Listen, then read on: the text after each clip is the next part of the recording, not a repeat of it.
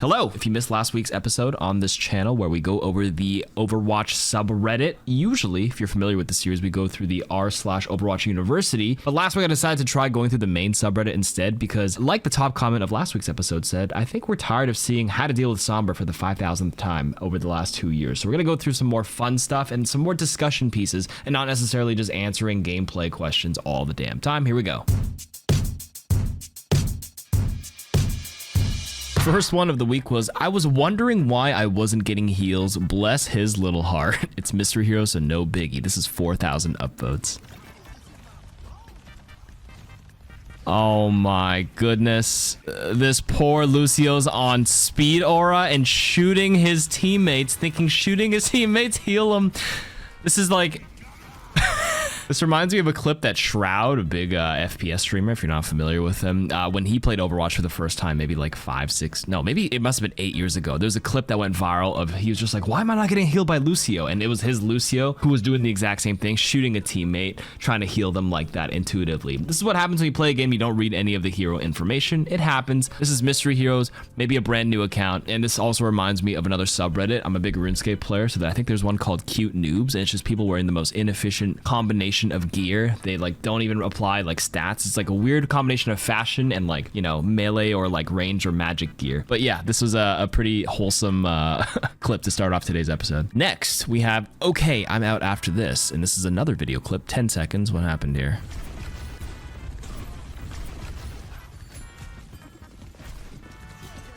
Ooh. That is not a thing, by the way. So for the audio listeners, this cast is high nooning into a grav, and he sees a lot of skulls and the tumbleweed that normally appears when you pop your high noon that's falling down. He thinks he's hitting it, and he's frustrated. He shoots a tumbleweed thinking it blocked it, but if you watch carefully, it actually does deal the damage. It can be a little deceptive, but if you know the game mechanics, this is not a real thing. That is not a shootable entity, the tumbleweed. So what ended up happening is the skulls will show when the game calculates that when you fire your button, you will kill them. But if you listen carefully,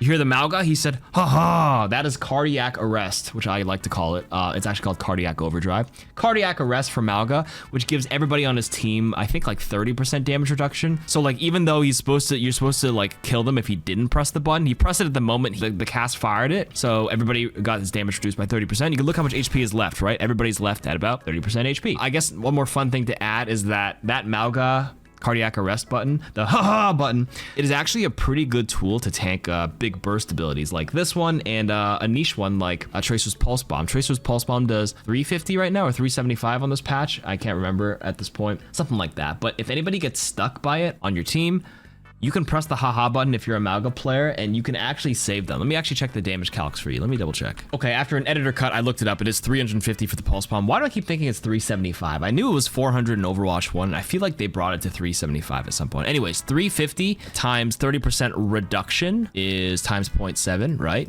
Which means Pulse Bomb does 245 damage if you haha. So a good Mauga who recognizes a 250 HP hero like, I don't know, Soldier or Ana getting stuck can press the haha button and save them. Very niche, but it's happened before. I've seen it. So just some food for thought. Next, oh my God, there's so many video clips on the main Overwatch subreddit. I think we have some discussion pieces after, but here we go. What is this? What if when you equip a souvenir, it shows it to whoever you killed?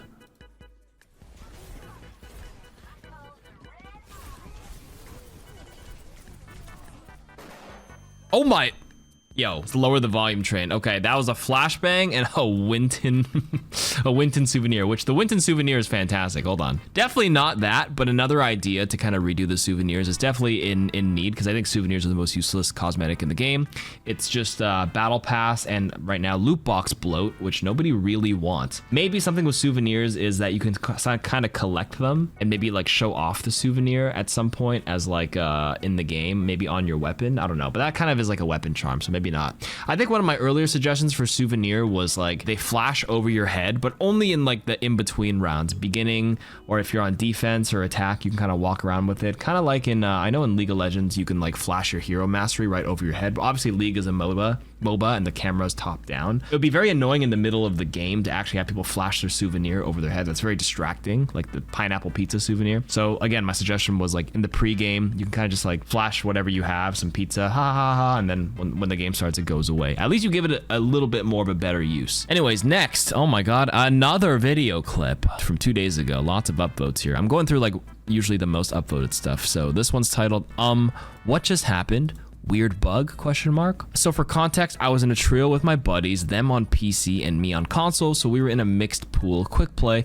At one point, the enemy Reinhardt pinned me against the wall. God damn, that's kinky. And I instantly clipped into their spawn from across the map and died to the spawn room damage. Anybody seen anything like this before? Whoa. Based on your description, no, but let's see what we have here.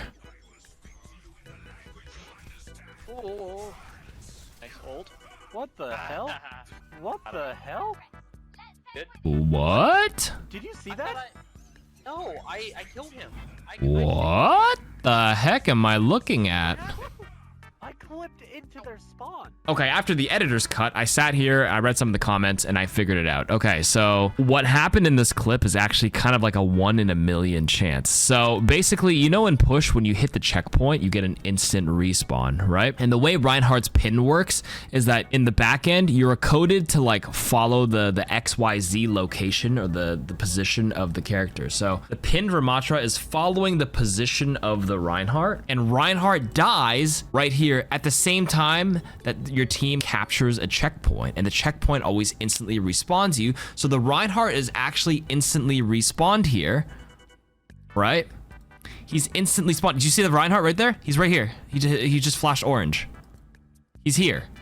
He spawned, and because he spawned because of the checkpoint, because the game still thinks you were pinned to him, it followed his XYZ location. So as soon as he died, checkpoint hit, his XYZ location instantly flipped to his spawn room. You followed him because you were attached to him based on the pin, so you also followed his coordinates. And then because whenever there's a fail safe, whenever a person somehow bypasses and figures out a glitch and ends up in the enemy spawn room, it's an insta kill or an insta death. You just take like a gazillion damage. So that is an extremely 1 in 10, 100 billion million bug. This is a crazy interaction, but that is very fascinating for sure. Oh, finally, our first discussion piece. Sojourn should be a 225 HP hero. If we won't tone down the lethality of Railgun, the hitbox on it, or her own tiny hitbox, or her mobility, then lean into making her a glass cannon instead of just a cannon. Okay, 225 HP seems perfectly reasonable and fair as a result. You know, I kind of agree with this, especially because Sojourn's new perk gives her 2 Sojourn slides, or whatever you call them, power slides. I don't actually see people take the other one as often with the disruptor shot connecting to it, just because 2 slides is so powerful in terms of mobility and escaping. Obviously, if the enemy has literally 0 flankers and 0 ways to threaten you, then you probably can take the other perk. But generally speaking, on an average game, like you're probably getting jumped or pressured by a tracer maybe, so that ends up being a popular option, and 225 HP seems pretty reasonable to me. Also, there's a tech right now. If you take that double slide Sojourn perk, you can actually like triple jump by like spamming the space bar, and you can do some like crazy cross map movements. Blizzard's definition of what constitutes being a 225 HP hero is probably like high mobility and like annoyingness factor, and a couple of heroes have been nerfed from 250 to 225 to meet that threshold, and I do think her power level at the high end could constitute this, but like Blizzard has a pretty, like they try to look at stats but also look at nuance and player perception, but like for the stats specifically, Sojourn is a very big underperformer for the average player. It's like sub 45% win rate. Doesn't mean I don't think this nerf is reasonable, but I'm just saying they probably wouldn't do this simply because they'd be like, oh, the stats, but like honestly, who cares about the stats when people don't actually publicly know it, unless you're a nerd watching videos like this or look up all this Overwatch content. If they feel a hero is too annoying and too strong, I think it's fair to nerf them, because player perception to me can be equally as important, as statistics. Ana's new ability just gave me the luckiest nade ever. Lots of upvotes here. Oh my god. All right, more videos. Here we go. Oh, thank god we're in the replay. I thought I had to watch the first person perspective and just guess. All right, this is bouncing. Hitting the point. Oh my god, hitting the brick, anteing, bouncing over and hitting the Juno. That's awesome. Oh my god, Ana lineups are so cool. What are we, CSGO now? Lining up the molly, lining up the smoke. That's awesome. Honestly, all of Ana's perks are fantastic. I think Ana is like one of the best heroes on this patch, on the support category, and I think everybody can agree with that. The double nade is great. Groggy, honestly, I was like, you should take double nade all the time. I've actually started taking Groggy, the other minor perk, instead of the bouncing nade here and there. In certain matchups, I think the best ones are probably Ball, Doomfist, sometimes Winston, not really, he can still leap out, but like Ball is like a big one because like if you sleep him with the minor perk Groggy, when he wakes up he's slowed and he can't instantly like grapple and fire Ball away. He's like quote unquote like sitting duck for another 2 seconds before Groggy wears off. Same with Doomfist, like it's like he can press abilities to get out, but like it is infuriating to play against it on those 2 specific dive tanks. But generally speaking, the bouncing nade, I do like it better in most cases. Ball has far too much health. Everything else about him is fine, but this MFer, I'm trying not to swear too much on this channel, I don't get demonetized, is unkillable right now, and that's without the help of his supports constantly cleansing him. Yo, I honestly think this Ball's another sleeper tank right now. I think Ramatra, who isn't getting played that much in ranked when I played last week, and Ball are like actually pretty good. The reason Ball is like a pretty hard hero to play in general, so like not a lot of people can succeed with him, but he is incredibly durable. He has like so much, like what is it? He can go up to like 1200 HP in a 5v5 game. That's so much HP to go through, and you can't headshot him. You can roll away. You can allocate some of his HP to his teammates now, like way better with the perks. Like and he boops and does so much damage against tanks. I actually think Ball is, yeah, sneaky good. I think his base HP is okay, but they could probably nerf the adaptive shield power. I'm surprised they gave it so much juice. All right, next one. Can somebody explain why Orisa's ult does this? This has to be a bug, right? Because what am I meant to do in this situation? Quote unquote, should have played around it. Brother, I did, by not being in the same dimension as Orisa, but the pull length goes beyond time and space. Is there a lore reason for this change that I don't know about? What the hell is this? Okay, generally they don't do lore-based stuff in this game in terms of like PvP competitive balance, or else why is Lucio allowed to slam his sound wave mid-air, but like other people can't, you know? But anyways. Okay, Ramatra pulling the Orisa. We're in slow-mo right now. Lucio, hi. Oh, god damn, that's a yoink and a half. Okay, so don't be deceived by this. So the reason why this happens is because the pull range is not the same as the damage range. So this is the damage circle. The pull range is, I think it was changed in one of the patches where like it's a little bit longer. So it's a little unintuitive. That's it. The pull range is longer than the damage range. I guess one thing for the Orisa players is like this thing is not intuitively very obvious, obviously because this is a damage range, that's a pull range, but it also sucks from high ground. It's like a cylinder. It's like this. It goes like this high maybe for the pull.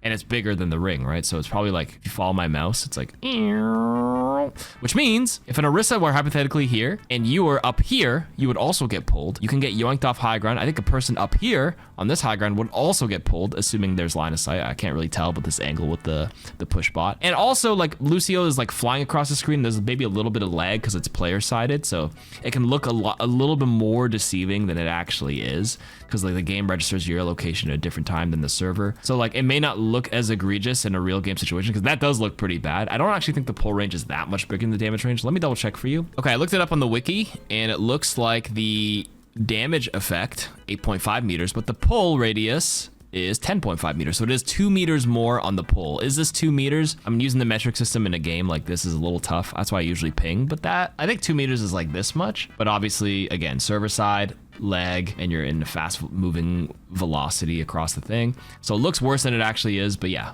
they're not aligned, pull versus damage. Last piece of the week is an opinion piece. You should be able to select your next perk before it's available. Typically, you know what you're gonna get, and there's times you get a perk in the thick of the battle and it would be super helpful, but it's distracting to find the alt key. This would be purely a quality of life tweak, and there's no reason you shouldn't be able to make the decision in advance during a slow moment.